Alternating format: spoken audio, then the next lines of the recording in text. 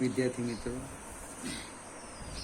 Chapter 6 સ્વાધ્યાયનો 15મો example.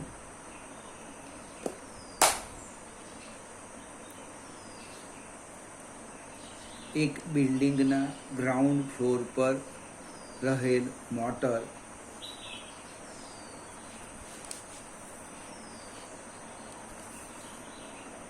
30 metre cube કદની ટાંકીને 15 મિનિટમાં ભરી શકે છે.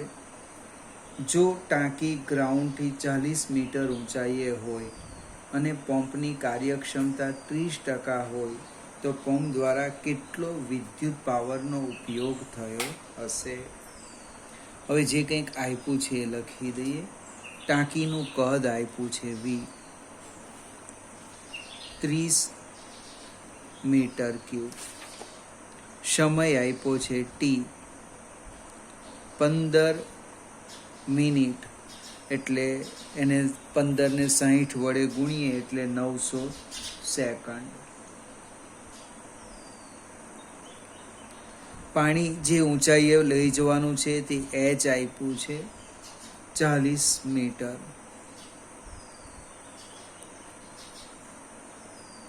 કાર્યક્ષમતા આપી છે 30%. ટકા દૂર કરવો એટલે 100 વડે ભાગવાનું એટલે 0.3 થવાનું. કેટલો વિદ્યુત પાવરનો ઉપયોગ થયો હશે? આવો કંઈક પ્રશ્ન છે.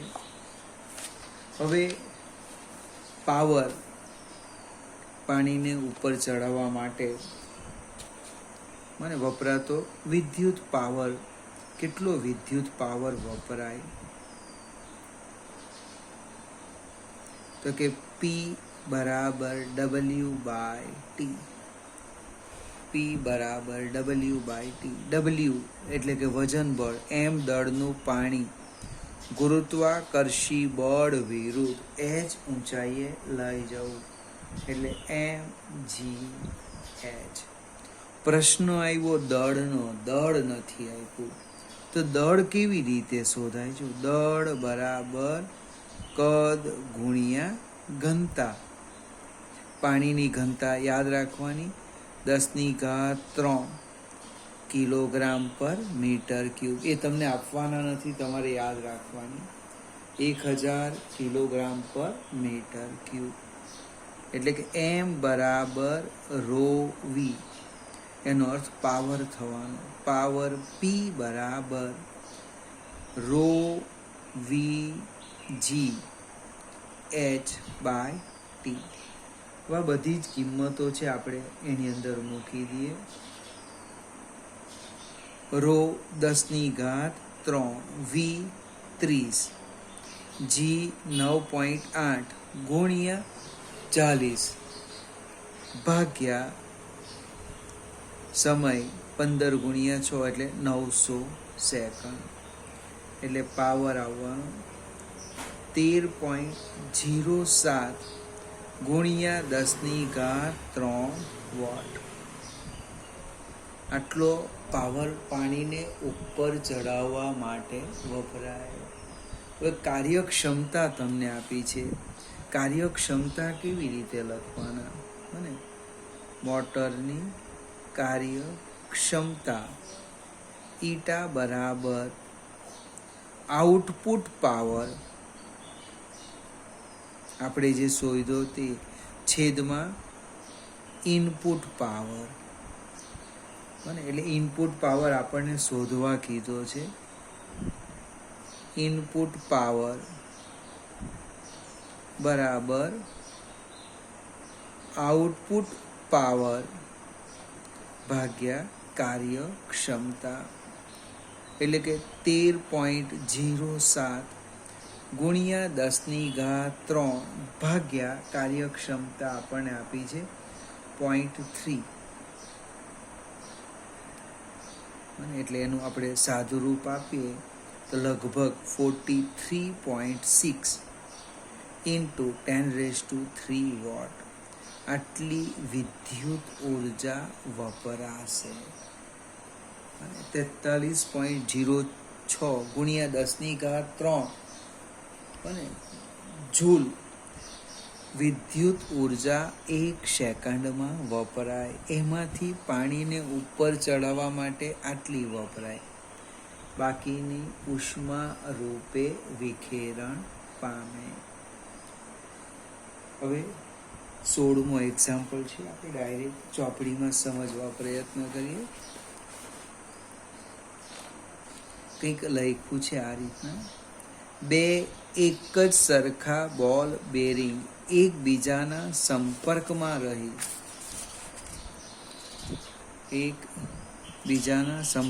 રહી તે રીતે ઘર્ષણરહિત ટેબલ પર સ્થિર રહેલા છે, જેમને તેટલા જ દળના ઝડપથી ગતિ કરતા બોલ બેરિંગ સન્મુખ એટલે સામસામે અથડાય છે. જો અથડામણ સ્થિતિસ્થાપક હોય તો અથડામણ બાદ નીચે આપેલી આકૃતિમાં કયું પરિણામ શક્ય છે? હવે પ્રશ્ન છે, વેગમાનનું સંરક્ષણ થાય, પણ ગતિ ઉર્જાનું થાય કે નહીં એ ચેક કરવાનું છે. તો આપણી જે પહેલી આકૃતિ છે એની હું વાત કરું. તમે આકૃતિમાં પ્રારંભિક ગતિ ઉર્જા શોધી કાઢીએ. પહેલા તો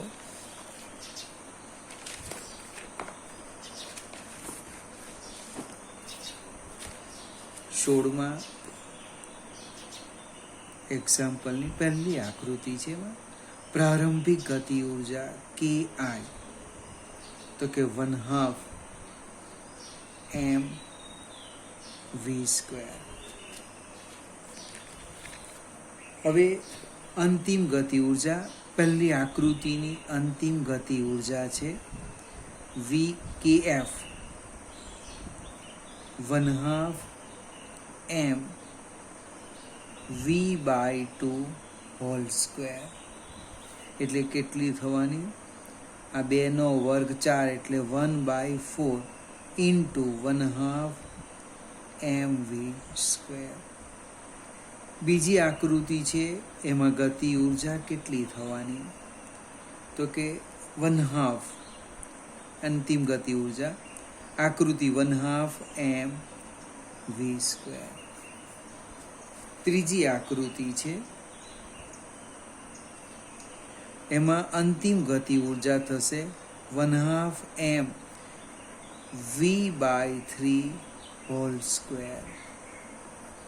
કંઈક મારી ભૂલ થાય એવું લાગે છે.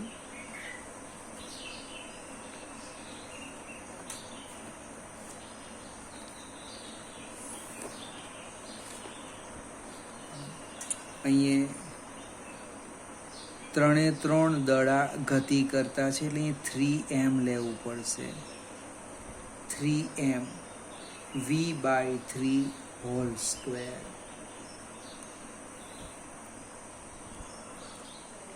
પહેલી આકૃતિમાં પણ બંને દડા ગતિ કરે છે. આકૃતિમાં જો એટલે અહીંયા 2m આવશે. 2m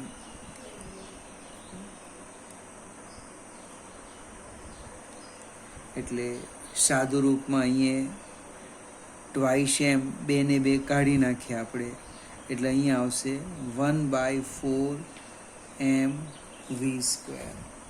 આ 1/2 mv², આ થવાનું 3/9 × 1/2 mv², એટલે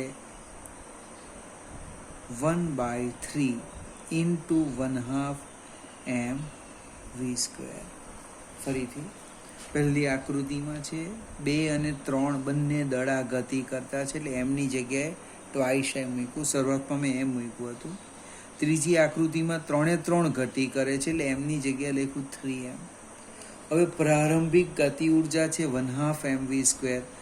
આ પહેલા કેસમાં 1/4 mv², એટલે એ સંઘાત સ્થિતિસ્થાપક નથી. બીજા કેસમાં જો સર્કિટ છે 1/2 mv², 1/2 mv², એટલે આપણો જવાબ આવશે છે બીજું આવે સ્થિતિસ્થાપક. 1 અને 3 કેવા સંઘાત કહેવાય? અસ્થિતિસ્થાપક સંઘાત કહેવાય. 17મા એક્ઝામ્પલ પર જઈએ આપણે.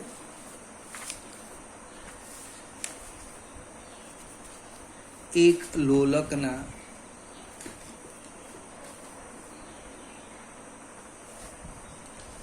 ગોળા એને લંબ સાથે 30 ડિગ્રી ખૂણેથી છોડતા આકૃતિમાં, અહીં આકૃતિ બતાવી છે, આકૃતિમાં દર્શાવ્યા મુજબ તે એટલા જ દળના ટેબલ પર સ્થિર રહેલા ડટ્ટા બી સાથે અથડાય છે.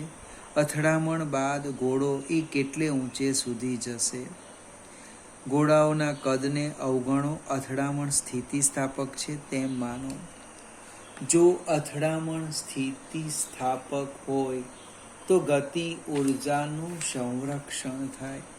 આ બંનેના દળ સરખા છે. એનો અર્થ એવો થાય કે ઘોડો એ ઘોડા બીના સ્થાને ગોઠવાય અને સ્થિર થઈ જશે, અને ઘોડા એ જેટલો જ વેગ પ્રાપ્ત થશે. માત્ર 1 માર્કનું ઓબ્જેક્ટિવ છે. ફરીથી સમજાવું કે સંઘાત સ્થિતિ સ્થાપક છે એટલે વેગમાનનું સંરક્ષણ થાય. અહીં બંનેના દળ સરખા જ છે એટલે આ ઘોડો આની સાથે અથડાય અને સ્થિર થશે, અને આ એટલી જ ઊંચાઈએ ઉપર જશે. આ મીન્સ કયો? બી ઘોડો.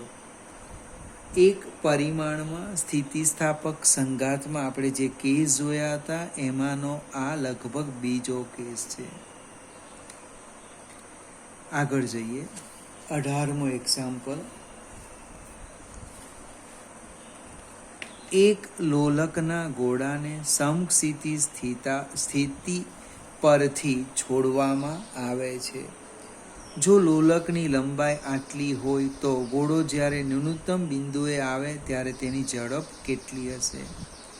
અહીં આપેલ છે કે તે તેની પ્રારંભિક ઉર્જાની 5% ઉર્જા હવાના અવરોધક બળ સામે ગુમાવે છે. તો આને માત્ર આપણે સમજવા પ્રયત્ન કરીએ. એક્ઝામ્પલ 18. ફિગર કેવી છે? ફિગર જો હાલમાં એ જે લોલક છે એ આ રીતનું છે. આ ઘોડો છે. આ લંબાઈ તમને આપી છે 1.5 મીટર. તમે એને અહીંથી છોડી દેવો, કંઈક રચના આપણે એવી રાખીએ કે અહીંથી એને આપણે છોડી દઈએ તો એ ઘોડો સીધો આમ આવવાનો, બને એ આમ થવાનો. આનું નિમ્નતમ બિંદુ આગળ આવી ગયું, આમ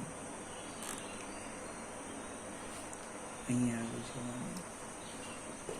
પ્રશ્ન એવો છે, આ બિંદુ પાસે એની ઝડપ કેટલી છે? આપણે કામ કરીએ, આને નામ આપીએ એ અને નામ આપી દઈએ બી. આ જે ઊંચાઈ છે 1.5 મીટર. હવે અહીંયા યુબી 0 છે. નિમ્નતમ બિંદુ પાસે સ્થિતિ ઉર્જા 0 છે. એ પાસે સ્થિતિ ઉર્જા કેટલી છે? યુએ તો કે mgh. એચ તમને આપ્યા છે 1.5. હવે જ્યારે ઘોડો એ બી પાસે આવે બને ત્યારે એણે ગુમાવેલી સ્થિતિ ઉર્જા બરાબર પ્રાપ્ત કરેલી ગતિ ઉર્જા. હવે આમાંથી એ 5% ઉર્જા એ ઓલરેડી ગુમાવે. આ યુએની 5% ઉર્જા હવાના અવરોધ વિરુદ્ધ હવાના અવરોધ બળ વિરુદ્ધ ગુમાવે છે. હવાના અવરોધ બળ સામે ગુમાવે છે. આવો શબ્દ લખ્યો છે. તો એ પાસે બી પાસે સ્થિતિ ઉર્જા કેટલી થશે? બી પાસે તેની સ્થિતિ ઉર્જા કેટલી થવાની? યુબી બરાબર 95% ઓફ યુએ. પાછો એકવાર સમજાવું. જ્યારે આને તમે અહીંથી છોડી દેશો ત્યારે એની પાસે જે સ્થિતિ ઉર્જા છે એમાં 5% ગુમાવવાનો, એટલે એ સ્થિતિ ઉર્જાનું સંપૂર્ણ સામા રૂપાંતર થવાનું ગતિ ઉર્જામાં. બને આ જે સ્થિતિ ઉર્જા છે એનું 95% ઓફ યુએ એનું સામા રૂપાંતર થવાનું ગતિ ઉર્જામાં થવાનું. યુબી નહીં લખીએ અહીંયા, ગતિ ઉર્જા.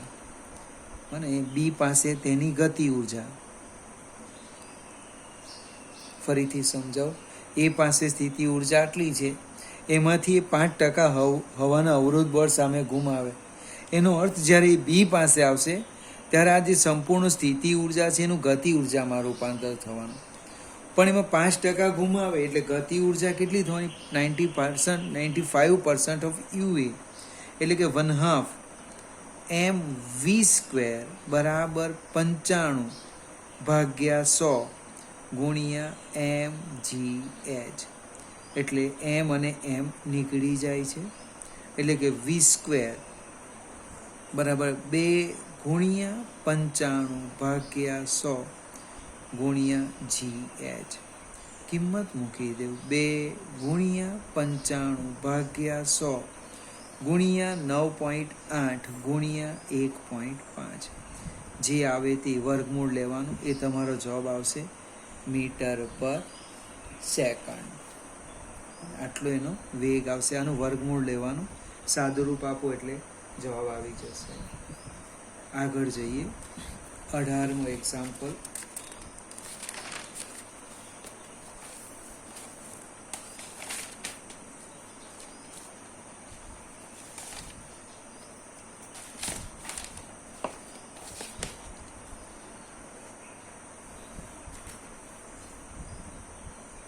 સોરી 19મો દાખલો 18મો આવી ગયો. 300 કિલોગ્રામ દળની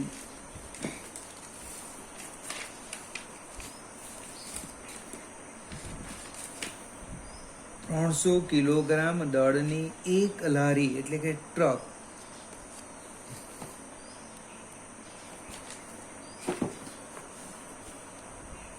25 કિલોગ્રામ રેતીનો કોથળો લઈને ઘર્ષણ રહિત રસ્તા પર 27 કિલોમીટર પર કલાકની એક ધારી ઝડપથી ગતિ કરે છે. થોડા સમય પછી રેતી એક કાણામાંથી 0.05 કિલોગ્રામ પર સેકન્ડના દરે નીકળીને લારીના તળિયા પર દોડાવવા લાગે છે. રેતીનો સંપૂર્ણ કોથળો ખાલી થઈ જાય ત્યારે લારીની ઝડપ કેટલી હશે? વિદ્યાર્થી મિત્રો, જસ્ટ નાની સરખી આકૃતિની જો કલ્પના કરીએ તો આપણે એક ટ્રક લઈ લઈએ, એક લારી લઈ લઈએ. હવે જે રેતીનો કોથળો છે એ આ રીતનો બતાવીએ.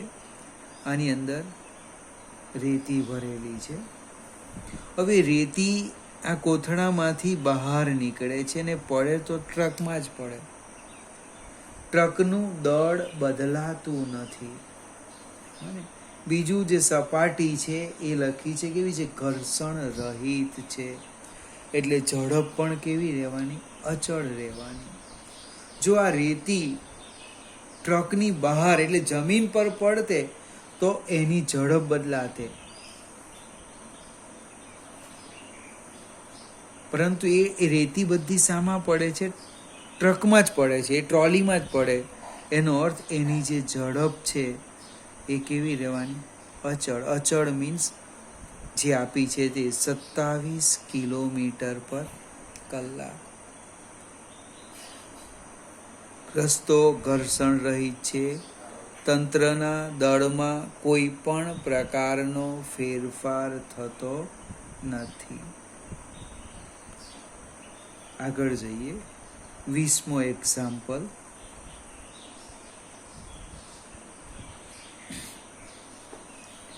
.5 કિલોગ્રામનો એક પદાર્થ દળ આપ્યું છે. કંઈ 0.5 કિલોગ્રામનો એક પદાર્થ સીધી રેખામાં વેગ v આપ્યો. એ x⁻³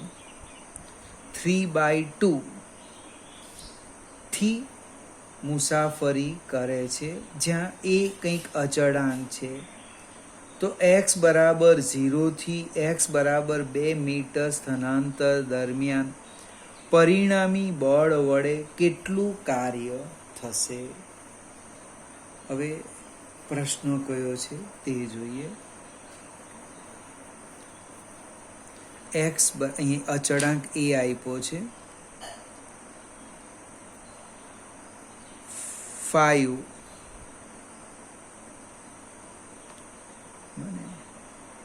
એકમ લખ્યો છે, SI યુનિટ જે હશે તે એમાં આપણે પડતા નથી.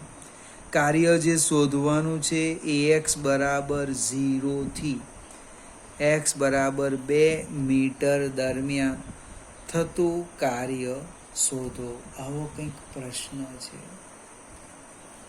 હવે વેગ એ સ્થાન સાથે બદલાય છે. વેગ એ સ્થાન સાથે બદલાતો છે. હું કાર્યનું સૂત્ર લખું છું, આપણે સાદું રૂપ આપવા પર પ્રયત્ન કરીએ. W બરાબર F dx. W બરાબર F dx. એક સૂક્ષ્મ સ્થાનાંતર લીધું. F એટલે MA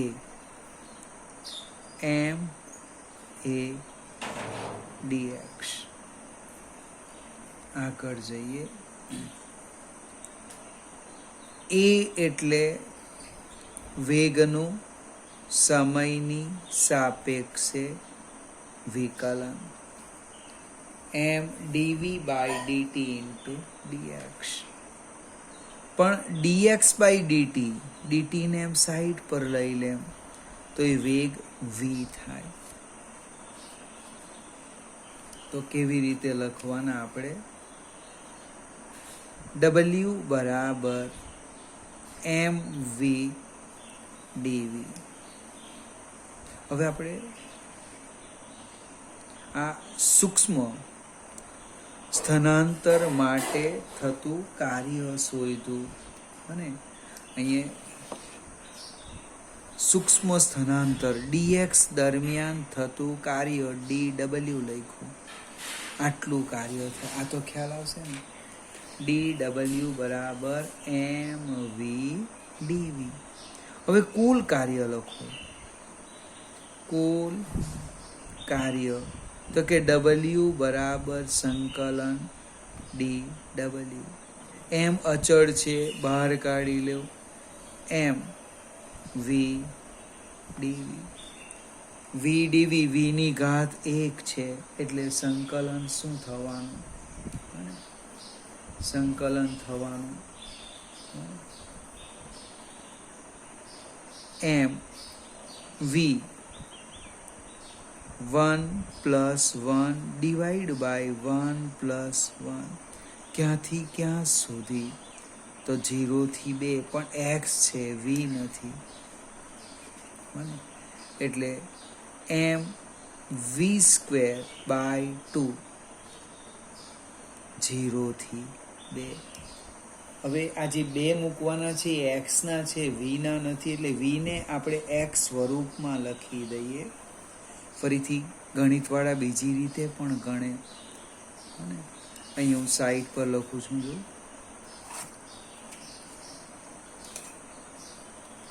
v બરાબર a x⁵² મૂકી દઈએ આની અંદર. એટલે કાર્ય w બરાબર m a/2 x⁵².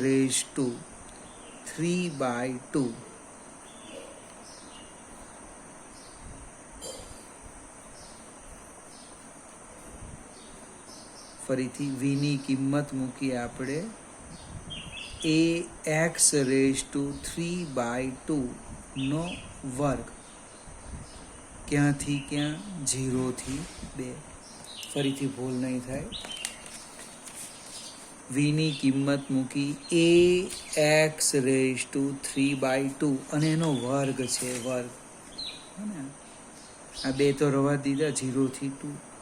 એટલે સાદુરૂપ આપીએ એટલે એમ એ સ્ક્વેર એક્સ ક્યુબ બાય 2 0 થી 2. એની કિંમત મને ખબર છે, એ બરાબર આપણને કેટલા આપેલા છે 5, એટલે 5નો વર્ગ 25 ભાગ્યા 2,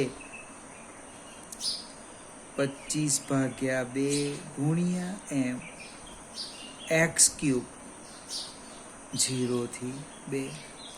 જ્યાં એક્સ દેખાય ત્યાં ઉપલી સીમા ઓછા એક્સ દેખાય ત્યાં નીચલી સીમા, એટલે 25 ભાગ્યા 2 એમ આપણને છે આપેલા 0.5,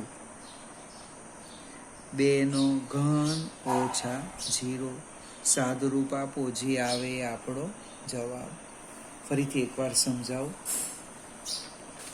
આપણે એક સૂક્ષ્મ સ્થાનાંતર લીધું dx, એ દરમિયાન થતું કાર્ય dw બરાબર f dx, f બરાબર ma dx, એ એટલે dv by dt into dx, પણ dx બાય dt એટલે v લખ્યું, એટલે dw બરાબર mv dv.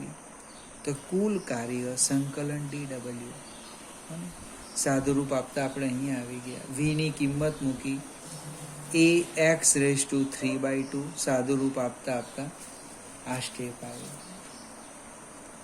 બીજા જે દાખલા બાકી છે હજુ લગભગ 3 એક્ઝામ્પલ છે, એ હું તમને સાંજે મોકલાવીશ.